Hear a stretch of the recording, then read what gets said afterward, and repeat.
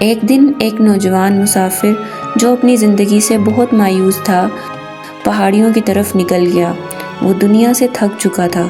کاروبار میں نقصان، گھر کی تنگ دستی اور اپنوں کی بے رخی نے اسے اندر سے توڑ دیا تھا۔ اس کا دل چاہتا تھا کہ وہ کہیں چھپ جائے یا ہمیشہ کے لیے غائب ہو جائے۔ راستے میں اس کی ملاقات صابر بابا سے ہوئی۔ مسافر نے حیرانی سے دیکھا کہ وہ درویش ایک درخت کے نیچے بیٹھا خالی پیالے میں پانی بھرنے کی کوشش کر رہا تھا، حالانکہ آس پاس کوئی چشمہ بھی نہ تھا۔ بابا، آپ یہ کیا کر رہے ہیں؟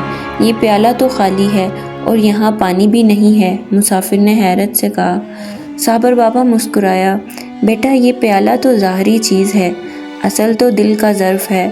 اگر اندر صبر اور شکر ہو تو خالی پیالہ بھی بھرپور لگتا ہے۔ مسافر نے غصے سے کہا، بابا آپ کو کیا معلوم مصیبت کیا ہوتی ہے؟ میں سب کچھ کھو چکا ہوں، گھر، دکان، دوست، عزت، سب کچھ، اور آپ یہاں بیٹھ کر فلسفہ جھاڑ رہے ہیں۔ صابر بابا نے نرمی سے کہا، بیٹا تم بیٹھو، ایک کہانی سناتا ہوں، شاید تمہارے دل کو کچھ سکون ملے۔